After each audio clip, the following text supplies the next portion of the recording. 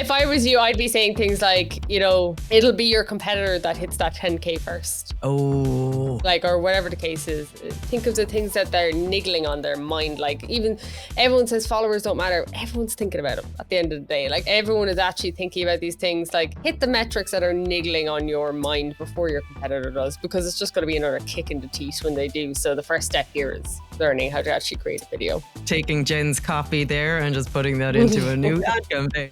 My name is Sian Horn. I am the founder of Elite Pilates, the Club Women's Network, a national network for women that work for themselves. I also create content. My name is Judie Russell. I teach people how to make videos through the Vid Academy, and sometimes I make videos. My name is Jen, and I am the co-founder of a digital marketing agency called Velocity Growth. My name is Jay Woodard. I am the founder and creative director of Ad32. We create content for SMEs, corporates, all different kind of products, food, fashion, all that kind of stuff. So it's between photo and video.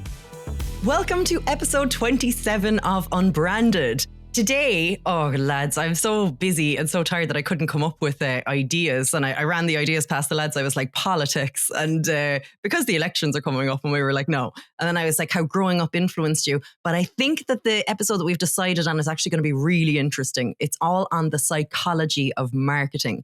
And I'm going to go through 10 different psychological principles related to marketing and get the guys' feedback on each one. But before we go ahead, I want to ask you a very personal question, guys. Do you iron your clothes? I'm going to be the male chauvinistic pig here. My wife does all the washing. And ironing? Well, no, to be fair, no, she doesn't iron. No, there's no ironing. She has like roller balls that go in the dryer that kind of does it for her. Now, to be fair, I fold clothes. I got a massive batch there. Folding clothes for half an hour the last night, so I was happy out doing that. But yeah, I don't do much. Shan? I don't own an iron, actually. I don't either. I'm the same. But obviously I'm in kit most of the time, so it doesn't matter. However, I do own a steamer, and I do steam my smart clothes because they need steaming. But that's probably once in every few weeks I need to do that. Jen, you look like you're freaking out there, yeah. I iron. There's a surprise. Yeah, I was going to say, out of all of us, you're definitely the ironer. Like, I also use the balls. Just in case. And I also use a steamer. Oh, Jesus. Oh my God. No, to be honest, I like my day-to-day wear, I won't unless it like looks really bad. And then if I'm going to an event or something, I'll definitely make sure that it's as crisp as possible. But it's just funny because I have an aunt, I won't say who irons everything down to the socks. My nan used to, yeah. My nan used to do it for us. She'd like, if she did washing, you'd have come back, your underwear be ironed, like. Yeah. My mum still does that. Yeah. Old school. This is nothing to do with psychology. It's just I was getting a t-shirt on this morning and I just bought it. And I was like, I don't actually own an iron and I don't know how to get the wrinkles out. But I think once you wear something, they kind of come out. But I was like, I'll start with that. Yeah, exactly. Just hang it in the shower. Hang it in the shower. Yeah, while you're showering. Yeah, like when I run a bath, there's normally clothes above the bath because I like a nice hot bath, and it just get the steam, close the door, come back 10 minutes later, your bath is ready for you and your clothes look gorgeous. But they're damp, no? No. Oh, that's how mold happens. I think this could be the best tip that we've shared so far on the podcast. So, we just keep on giving. Okay. I'm going to start with the first one, which is priming. So priming is a psychological phenomenon where exposure to one stimulus affects or influences the response to a subsequent stimulus. So if someone uses the word yellow, they're more likely to recognize the word banana faster than an unrelated word because they're both related to each other. So in video marketing, what this might translate to is using upbeat music to try and get like the choice of song and how it influences kind of the person's perception of the brand potentially. So Shan, I'll start with you. How do you use priming and in business, and how do you use it, or how does it affect you? Well, actually, the example that you use for music, I suppose, that would be, that's part of my brand. I'm a motivator. I'm a positive person. So, the music has to be correct for it. That's really like all I can think of, but I'm sure once these two start, I'll think of something else. Me too. Jen? You know, it's interesting. Before you read out the exact meaning of what you meant, I immediately jumped to a slightly different variation of priming, where we look at the potential behavior of someone throughout their day and the instances that they occur that the advert would then trigger. So like that kind of like what has already primed them in their environment that the ad would like create. Encountering that advert would resonate more specifically. One interesting example that I have of this is we have ads running for a food brand in the US that specifically targets men between the ages of like 35 and 50 with pictures of women holding babies. And the advert looks like it is directed to women. It is like, get more time back with the kids. You don't have to cook this week. It's all about your meal delivery and all of this. But what we found is that men convert better from that advert. And the reason being is that they've been primed with the problem of listening to their wife or significant other in this instance, of complaining of, I don't have enough time this week. I have to cook everything. I have to do everything. And that has that priming has made them resonate with this particular ad, even though if you looked at this advert at face value, you'd be like, oh, you're targeting mothers, are you? And in actuality, we're not. Wow, fascinating. Jay? Well, see, I don't really apply too much in my work because I'm not doing campaigns like that. But there's certain colors I use for certain cafes or this kind of idea. Like I use a lot of dark colors for food. This kind of stuff kind of all depends on like the brand. But I was shooting a restaurant, so we used like a lot of dark mahogany colors and stuff. The idea of luxury for people to kind of feel that luxury across. But it's something like to me the complete obvious one, people might not even realize that was obvious, was in Marvel films when Tony Stark needed to be cool in Iron Man. An AC/DC song will come on, and it's instant like badassery attitude, and people just affiliate it straight away. If you play an AC/DC song, they're like, "Oh, that's from Iron Man." Because it's just that tone that people just affiliate with. Oh, cool, badass. And that's what they wanted. So that's kind of, I think, in a nutshell, what priming would be, wouldn't it? And I wonder for you as well, though, because I know you do a lot of color grading. Is color grading priming as well? It can be. There's definitely ones like when I edit, like when I'm color grading, I do like the last the unboxing I did there now recently. It was a lot brighter than usual. It was kind of whiter, kind of more I'm in the room with you kind of thing. But then the ones before where I'm just talking to you about something, or like when I was talking about the old gimbal, it was more like a coffee. You're in my house, we're chatting, and the lights were dimmed, and it was kind of a mood where you're having a chat with me more than I'm showing you this product instead of oh, hey, how are you getting on? So yeah, I guess, do you know what? It's also consciously as well. I don't think, right, I'm going to do this because this, and this. It's just in my head. I'm like, oh, this should be brighter. Priming isn't always visual though, is it? No, it wouldn't be, no. So like back in the day, before social media actually, so if I wanted to sell something to say I was selling eyelashes to a beautician, I would get 3 or 4 of my mates to ring the beauticians and ask them if they stocked that style of eyelash. And then I would ring like a week later to sell to them. But that eyelash company name was already in their head because people had already asked for it. So I was priming the sale through other means. Nice.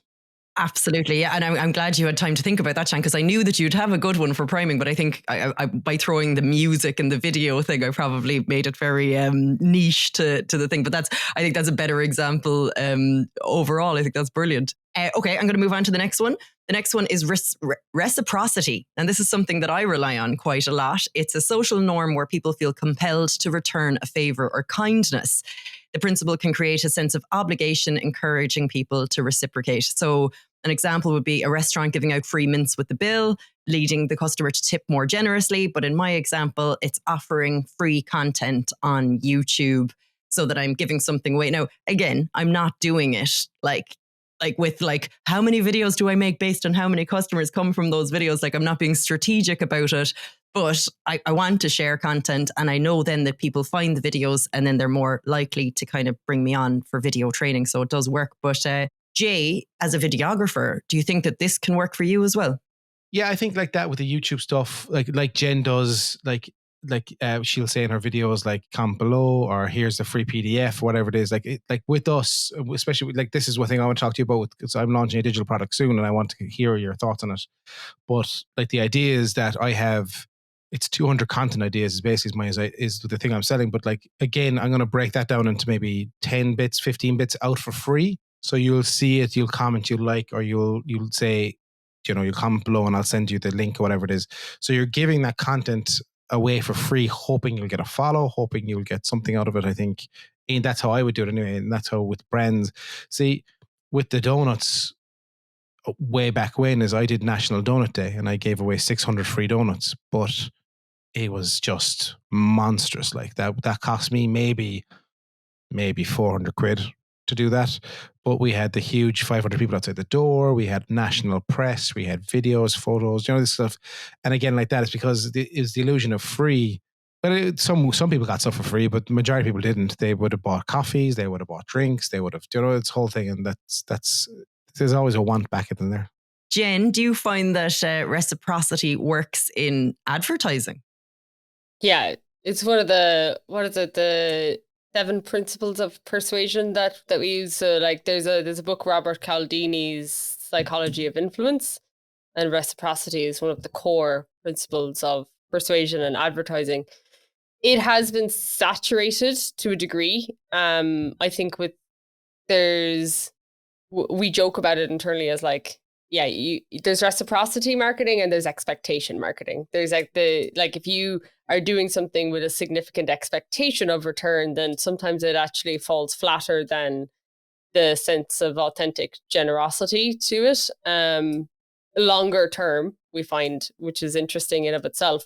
But I mean, reciprocity finds itself into marketing in multiple different ways. Even in there's a whole world of marketing that's directly affiliate marketing, where it's like, hey, if you we'll give you $500 if you bring a customer in, if you do something. But again, there's an expectation with that. So a lot of the time there's an expectation piece with it, but there's risk with reciprocity marketing as well, especially in the service industry, where if you go above and beyond, or we'll call it scope creep, to really be generous, then that won't always reap itself back in terms of revenue either.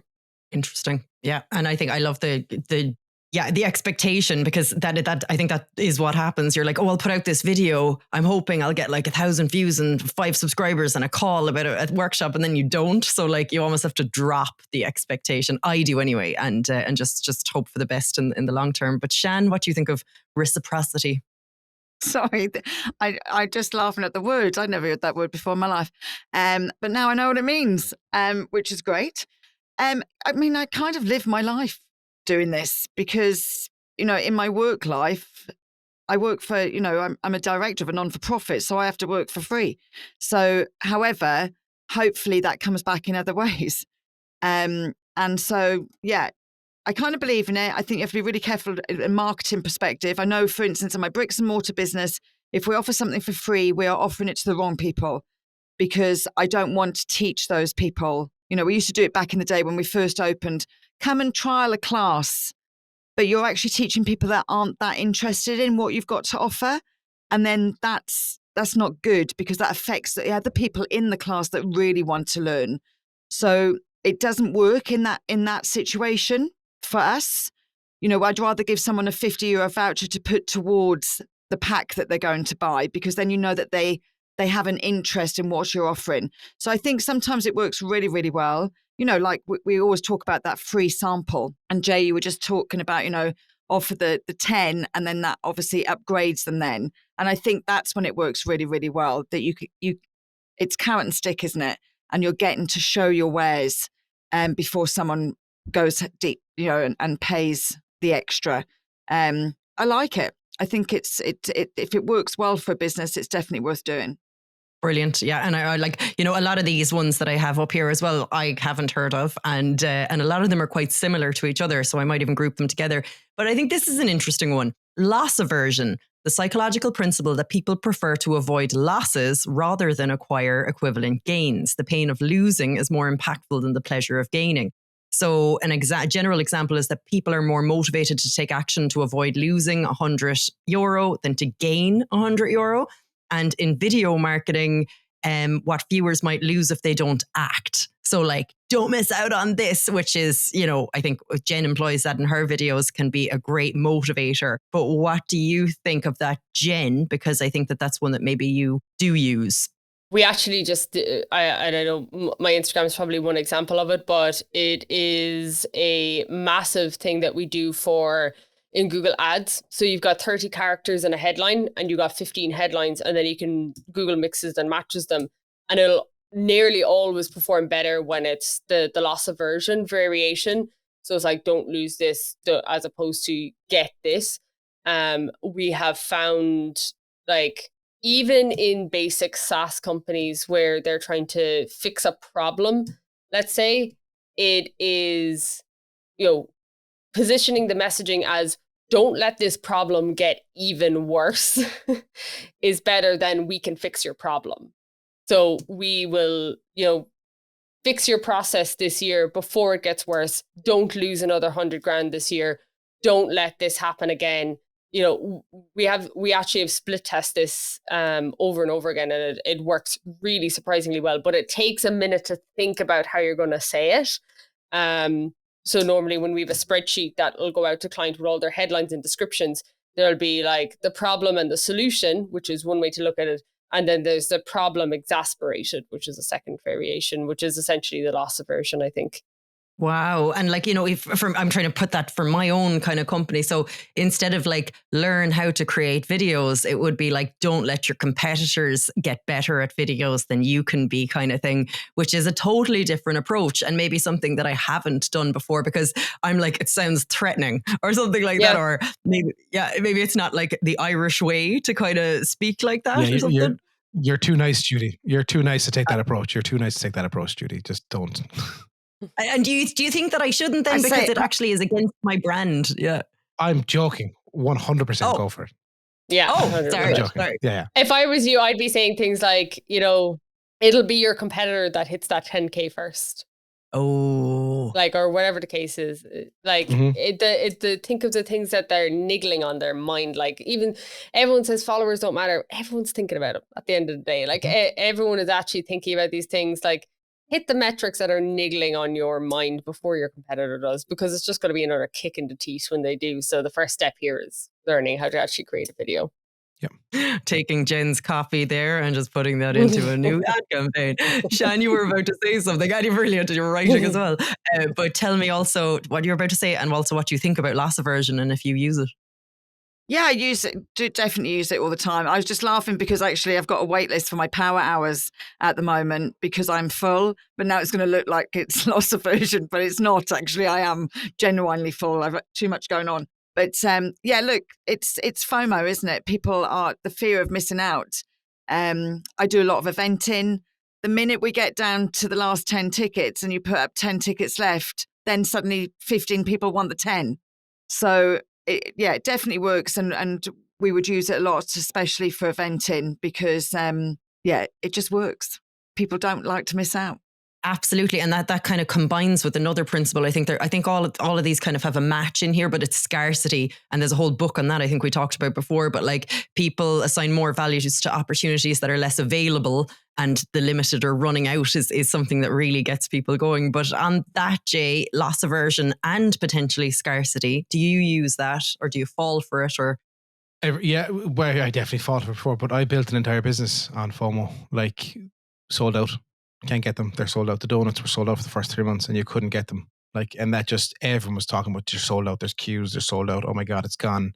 Like, our first day, when we opened the doors of the donut shop, I know I keep going back to it, but like, we were sold out by 1:00, and that was like, what? It was like, yeah, gone. Can't get them. And I literally built the entire business off the back of that then.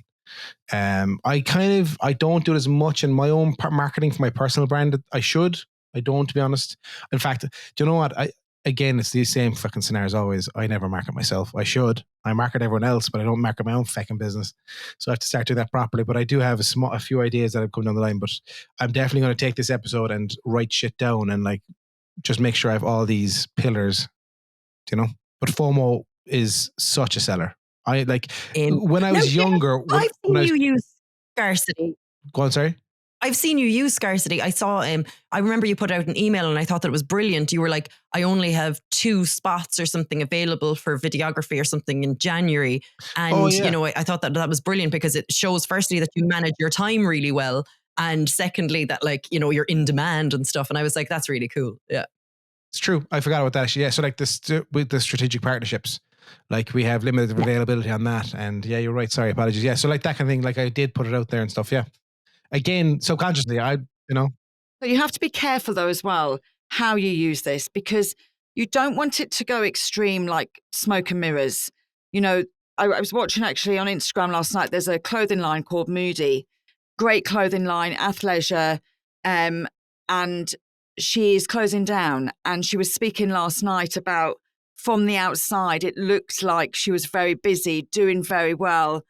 You know, because she was using those kind of tactics. We were sold out next week. And actually that just wasn't the case. So there's a difference between smoke and mirrors. And, you know, you have to keep, I'm just going to go back to authenticity. There's a fine line.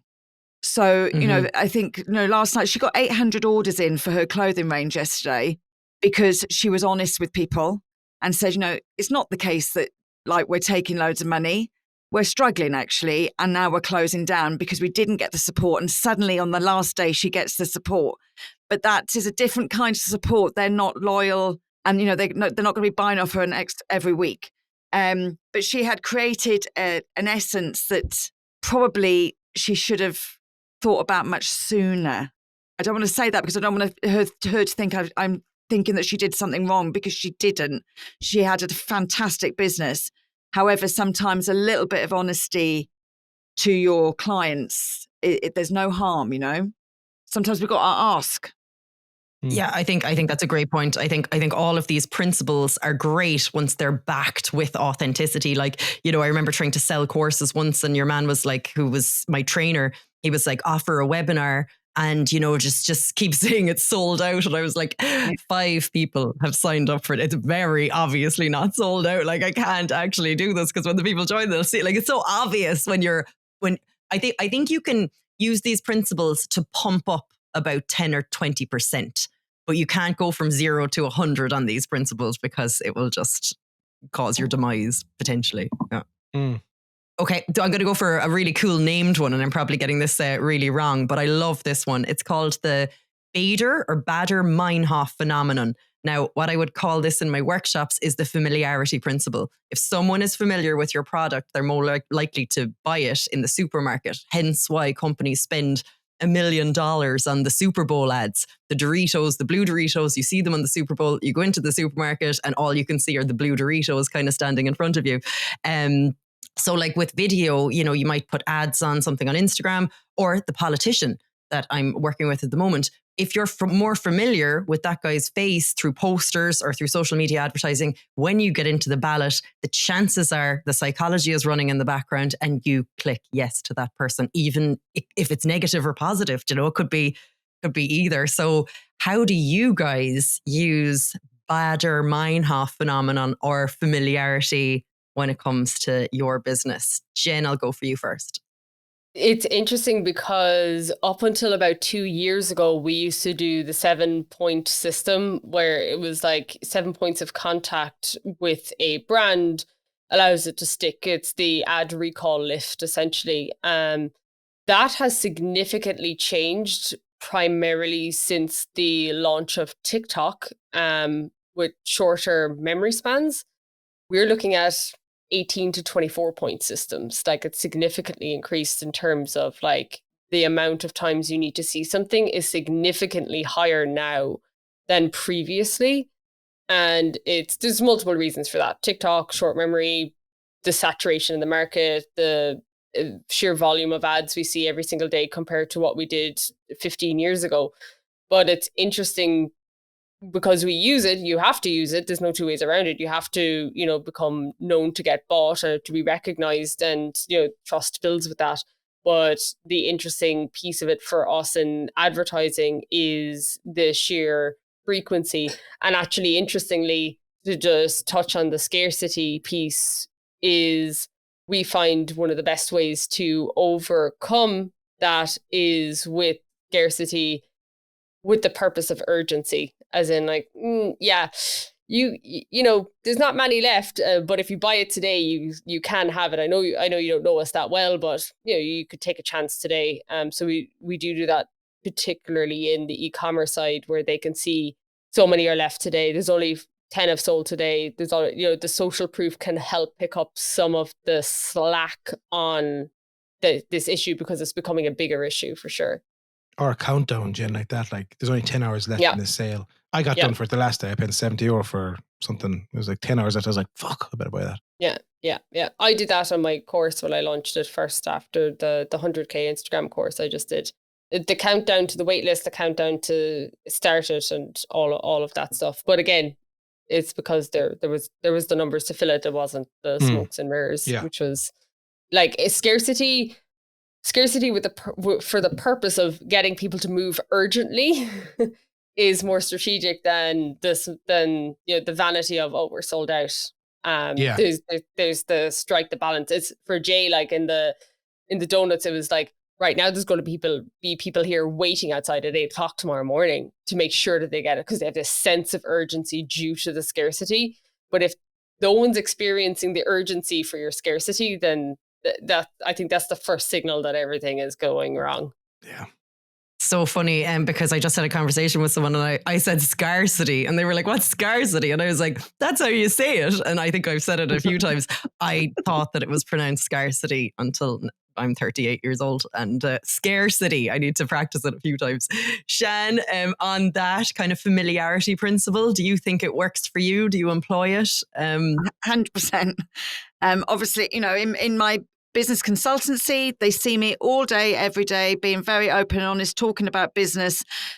I don't do those discovery calls because they know if they want to work with me. In Elite Pilates, I ask all of the staff to check in on Instagram. And this is fact. The girls that take pictures of the machines and the girls that take pictures of themselves with the machines, the girls that are in the pictures are always full, and the ladies that don't show their face are never full. Fact. Wow. Because people go to their class because they feel they know them. They're not speaking, it's just a picture, but they feel that they know them before they arrive. So 100% it works. And that scarcity bit, I always use this as an example. So there's a fish and chip shop in where I live in Douglas, Casey's. And I swear he pays people to get in that queue, or did back in the day. Because I don't get it. Like, there's a queue outside that place every night of the week. And sometimes, honestly, I'm like, they must be, but they don't. Like, he needs to run out at 8 or 9 o'clock. And he does every day. Do you know what I mean? And it definitely works. Because I went there just because I kept seeing this queue every day. And you're like, oh, there's only 10 people in the queue. I'm going to try it tonight. Because normally there's like 30. The product has to be good then. Do you know what I mean? Yes, you can do whatever you do, but the product has to be good. If the product's shit, then that queue disappears very fast. Well, I've never been back. The product is good, but it's not. I'm surprised you called it a fish and chip shop. Do you mean the fish and chip shop thing threw me. It's not fish and chips at all. No. It's like Creoles and like pitas and... Yeah, that's why because that's not their specialty. Chicken Creole. Yeah, I don't, I think you need to join that queue again and get their specialties. Get their specialties, get their pitas, like. Yeah. Well, that was it. That's the thing. I won't get in a queue that long. I'm like, no. But it, like, the only time we went, I was literally driving past and went, go on, we'll try it because the queue is short. And because I'd never seen a short queue. But it's great. But I think as well, sometimes, you know, to use that time frame thing. So like if I was putting up an event, you know, if you book today though, before 7 o'clock, we're launching today, you get 20% off. Here's the code, done. And after that, it's finished. Just going back to that queue thing and that whole idea of scarcity and stuff, the Take 9 crew went over to London for 2 days, and Leah had eaten in this Korean barbecue place. So we thought, you know, the one where you sit down, you all sit on the thing, you all fry the food, the bits yourself. Unbelievable. It was phenomenal. But we queued for 45 minutes to get in because Leah had said it's really good. And then we saw there was a queue there. So we thought, yeah, it must be good. And we didn't mind. And near the end, I was getting pissed off, but I was just hungry. I think I was getting hangry. But it just shows you, like, people will queue, like. I went to Amsterdam. There's a place called Chan that sells sandwiches, and it opens at 10 a.m. We were there 10 to 10. There was like 8. I say there was at least 50 people in the queue. I didn't care. They only seat 8 people inside, but it's quite a quick turnover. But it was unbelievable, and I would queue again every day, all day. It's class. Amazing. And Jay, do you have any more to say on familiarity? Like, so we did, like, pure example, we did now for Bite Size Cafe. We worked with them, they're strategic partners of ours. And we did a whole lifestyle shoot of like just women walking with coffee cups down the street, just randomly day in the life, but they have a coffee cup in their hand and you're seeing the branding. There was one there was Alex had a cake box and it was just her crossing the road. She was actually kind of blurred out because she was moving. I shot it in a slow shutter, but the box was perfectly in focus. And it's just showing you this whole day-to-day life that, oh, she's just grabbing a box. And the familiarity of the whole thing. I want to grab a coffee. Oh, sure. They saw this girl, this pretty girl with a coffee. Like, we're doing a whole campaign now, grab and go for this summer. It's going to be more of that kind of stuff. Familiarity. You can grab it and we'll show all different examples of how you can grab and go so fast because it's summertime. You don't want to be inside. And it's all that kind of idea and just building this idea behind it, you know? But is that the same thing? Like, so I'm getting familiar with a cake or cup? Like, not necessarily. You're getting familiar with the brand. So yes, the idea is whatever it is, that's what we're going with. So like the familiarity around it is that you can just grab this and go. This woman's busy. She's on the road. She grabbed this to go. And their whole aspect is they have canopy boxes full of like small little cakes. They're lovely. They're gorgeous, but they want to kind of take on a chocolate box, a box of chocolates. So instead of having a box of chocolates for your friend, you can buy a box of canopies. It's more thoughtful. They look better. This kind of idea. So that was a whole thing of the idea of you can grab and go. And this attractive woman is walking out. Even we have some men doing it as well, like in upcoming shoots, but like just that idea of familiarity of I want to, if there's a bite size in your vicinity, I know I can go and get a coffee quickly there because it's in your mind and this whole thing, you know? Absolutely. Okay. My final one is called the halo effect. It's a cognitive bias where the perception of one positive trait influences the perception of others.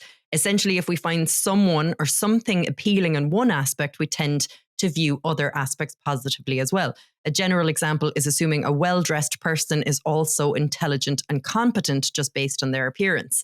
In video examples, it could be like a brand video where you're using an influencer or a celebrity, which is something that we talked about last week, to create a halo effect, making viewers perceive the brand as more trustworthy and reliable. Have you used these? I think UGC is quite similar, but maybe other ways that you can kind of employ the halo effect.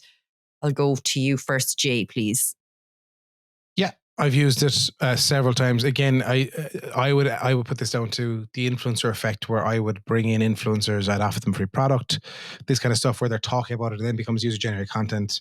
We've never had a celebrity. I've never dealt with celebrities in that scenario. I know there's higher end influencers that are 100, 200,000 followers. I don't deal with them. Too much hassle, too much drama. Literally, the micro. Oh, sorry, Jay. Jen. Do you know, like, I'm sick of it, Jen. Jen, I'm fucking sick of it, Jen. I'm sick of it. But you know what I mean? Like, majority of them have the majority of them have like agents and shit, and you're like dealing with this whole thing, and you just want to do a small campaign, and they're like, I remember way back when in Huckleberries, and it was James Kavanagh. We wanted to come down, and it was like €1,700 for one Snapchat. I'm like, what? And that was it. There was no metrics given. There was no, this is audience, this is demo. It was, I do it, this is it. And I'm like, Jesus. So that kind of, I always go for the micro because I think it's more authentic. So it's like that. For the halo effect, you try and get the authentic version of something said or heard of. Do you know what I mean? The product that they're speaking about authentically, you know? Well, I think it's really interesting at the moment, and I don't know if we should talk about this, but like the whole stuff on the internet, I'm sure you're seeing it too with P. Diddy, but like the fact that, like, you know, celebrities do have a halo effect, and you kind of just assume that they do good things all the time and stuff like that. And then when the opposite comes out, so there can be actually, you know, a risk with having some kind of celebrity associated with your brand, especially if they do something in the future, it then could have a negative effect on your brand afterwards. But I need to take P. Diddy out of all my videos now. It's very annoying. Shan, what do you think? Yeah, I mean, it's collaboration, isn't it? So, you know, I always say, you know, look at who you're working with. So obviously when I opened my first business in Cork, I didn't know anybody in Cork. So I set my sights, I want to work with Brown Thomas, then that lets people know what level I'm working at. They know that Elite Pilates is 5-star, BT's is 5-star. We work together. So yeah, it's about, that's it really. Do you know what I mean? And that's how it works. So I'm always collaborating, like every day. Every day is about collaboration and what I can do for other people and what they can do to help back. Do you know what I mean? It's always that's what you're looking for. And if it's not a win-win, I had a meeting this morning with somebody actually, and she's doing a collaboration with someone. She was like, but I'm a bit confused and it's an event, and she sold like 50% of the tickets and the other one hasn't sold any. But the other one's like, oh, great, at least our costs are covered. And she's like, but you need to sell some tickets. Do you know what I mean? And that I was like, you should have negotiated that deal very differently at the beginning, because you actually bring the leverage. So it's not a win-win. It's not even playing field. Interesting. And Jen, do you have any kind of insight data way on the halo effect and how it can kind of influence? I think, well, it goes back to the other things that we're trying to hit the head on, whereas like we're using the halo effect a lot of times to get the priming right, to get the, the feeling right in terms of the frequency at which people see the product or service before they use it or are required to see it.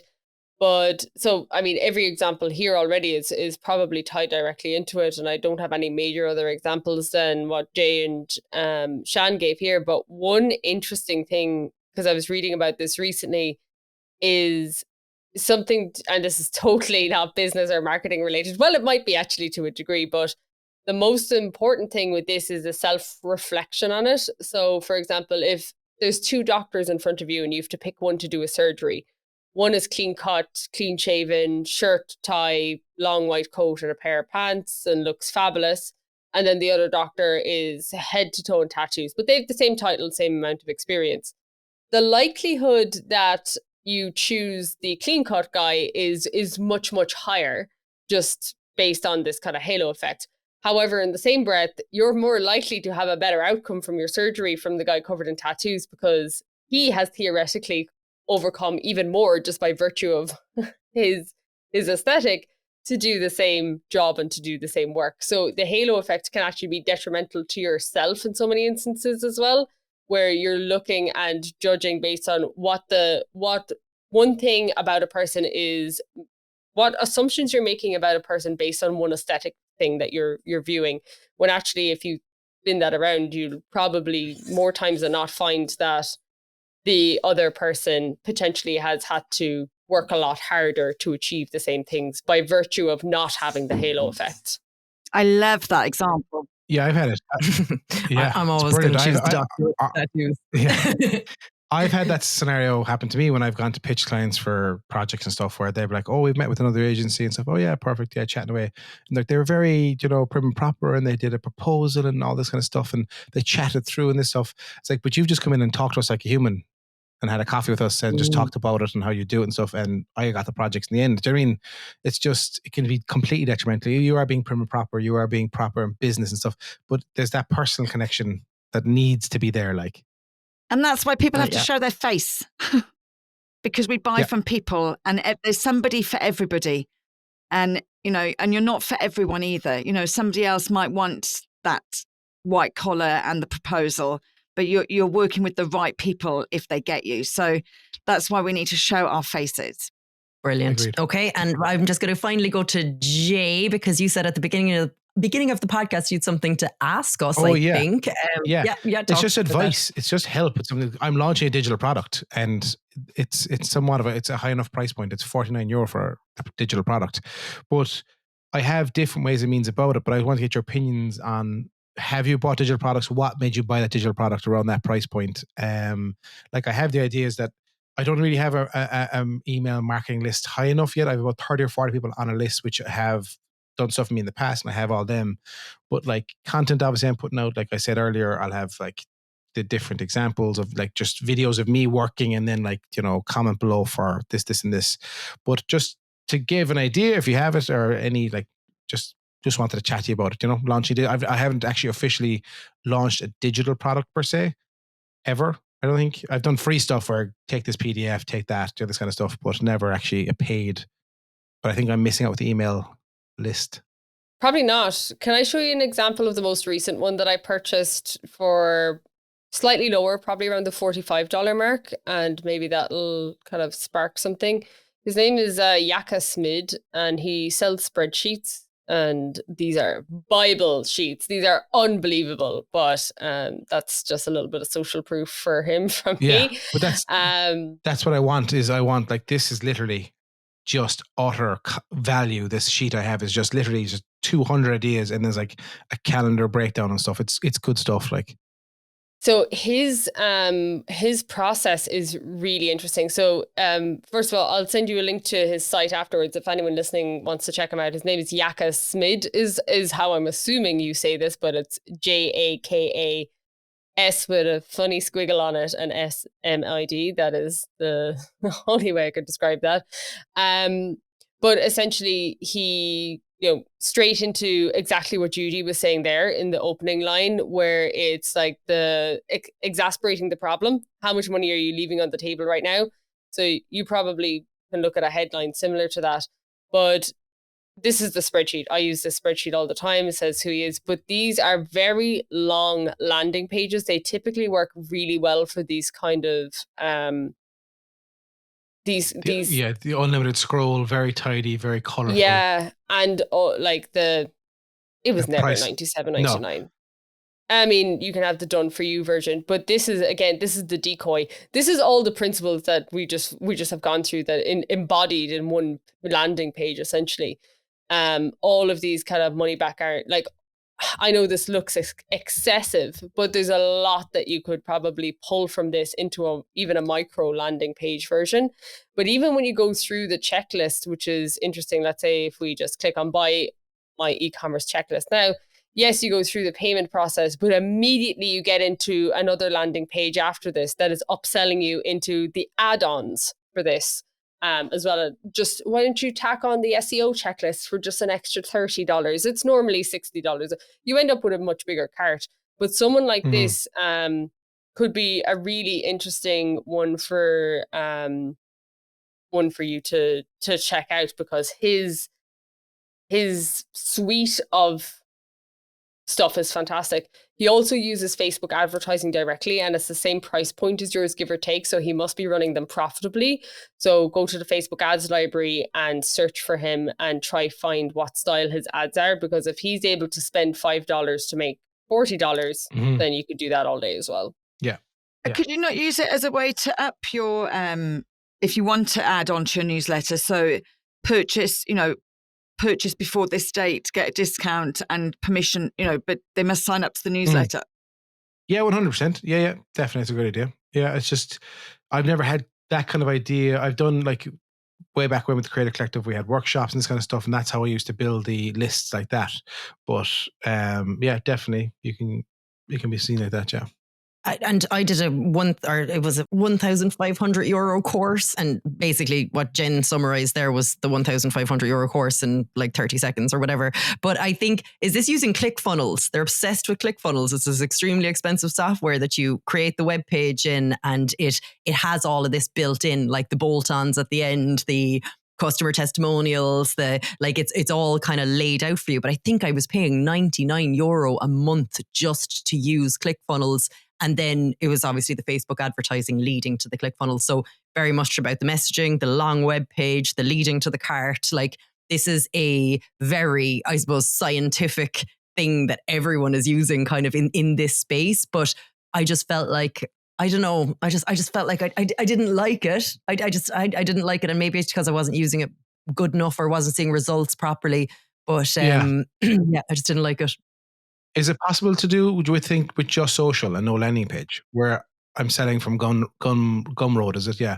So if I'm using Gumroad, is it possible just to sell from social, do you think? Or should I have the landing page, and should I be pushing people to the landing page and this kind of stuff? See, the button on the landing page could bring you through. I do think you'd probably fare better with a landing page and driving traffic to it, because, I would look at how many people click on the link in your bio as it is, or how many people have clicked through from anything you've shipped in ManyChat before. And let's say it's 100 people, only 1% are going to buy this. So when you work the numbers backwards, you're going to have to figure out how to get that volume of people to either click that link or send to a landing page. And it's probably more likely that you'll have to put maybe a bit of budget behind it.